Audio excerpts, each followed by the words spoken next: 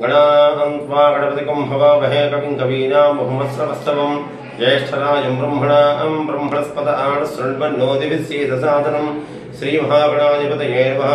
ऐं महासरस्वत्यै नमः। श्रीगुरुभ्यो नमः। हरिः ओं। వ్రతము అంటేనే ఆచరింపతగినది అని అర్థం. వ్రతము అంటే నియమము అని అర్థం. మనకు 28 వ్రతాలు ఉన్నాయి. వినాయక వ్రతము, అట్లే కేదార వ్రతము, లక్ష్మీ సత్యనారాయణ స్వామి వ్రతము, గౌరీ వ్రతములు, మంగళగౌరి వ్రతము, ఇట్లా మంగళేశ్వర వ్రతము అనేక వ్రతాలు ఉన్నాయి. అట్లనే సంకటహర చతుర్థి వ్రతము అనే ఒక విశేషమైన వ్రతం ఉంది. మనకు సంకటములు అంటే కష్టములు, హర అంటే తొలగించేటువంటి వాళ్ళు. సంకటహర చతుర్థి అంటే కష్టములను తొలగించేటువంటి చతుర్థి వ్రతము అని అర్థం. దీనికి ఇది ఏ మాసంలో అయినా బహుళ చతుర్థి రోజు చేస్తారు. అంటే కృష్ణ చతుర్థి పున్నం పోయిన తర్వాత 4 రోజులకు, పున్నం పోయిన తర్వాత వచ్చే చతుర్థి నాడు ఈ వ్రతాన్ని ఆచరించడం పరిపాటి. వ్రతం అంటే నియమం ముందే చెప్తున్నాను కదా మీకు. ప్రాతకాలం తెల్లవారుజామునే లేచి ఉదయం అంతా మనం కాలకృత్యం నిర్వహించుకొని శుచిద్భూతులై ఉదయం అంతా ఉపవాసం ఉండి ప్రదోష కాలంలో ఈ వ్రతాన్ని ఆచరించడం పరిపాటి. ఈ వ్రతమే కాదు, సత్యనారాయణ స్వామి వ్రతం కూడా ఉదయం అంతా ఉపవాసం ఉండి సాయంకాలం ఏమని శాస్త్రం చెప్తుంది. అయితే కాలానుగుణంగా సాయంకాలం ఉపవాసం ఉంటే లేక ఉదయం చేస్తున్నారు చాలామంది.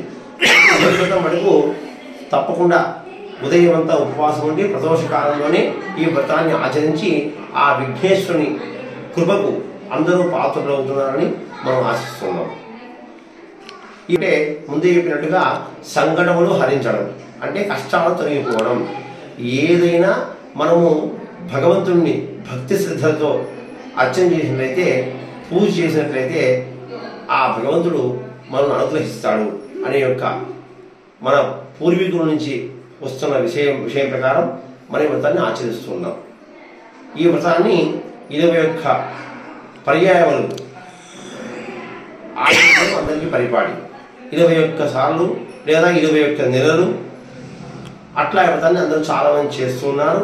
అందరూ ఈ వ్రతం యొక్క మహిమ చేత వాళ్ళు అనుకున్నటువంటి ఉద్దేశం నెరవేరుతుంది. ఆ గణపతి యొక్క అనుగ్రహాన్ని అందరూ పొందుతున్నారని చాలామంది మనకు చెప్పగా విన్నాం, మనం చూస్తున్నాం కొంతవరకు. ఇది ఈ వ్రతం యొక్క విశేషం. ఈరోజు మన అంబాభవాని వీధిలో ఉన్నటువంటి అంబాభవాని దేవాలయం నందు మన గుడి ఎదురుగా ఉన్నటువంటి ప్రియాంక పట్టు వస్త్రాలకు సంబంధించినటువంటి మల్లికార్జున గుప్తా కుమారి దంపతులచే ఈ వ్రతాన్ని ఆచరించడం జరిగింది. వాళ్ళ ఆధ్వర్యంలో ఈ వ్రతం చేశారు. అందరూ కూడా అనేక మహిళలందరూ పాల్గొన్నారు. ఈ వ్రతంలో చాలామంది భక్తులు పాల్గొని ఈ భగవంతుని యొక్క కృపకు పాత్ర చెప్తున్నారు విషయం.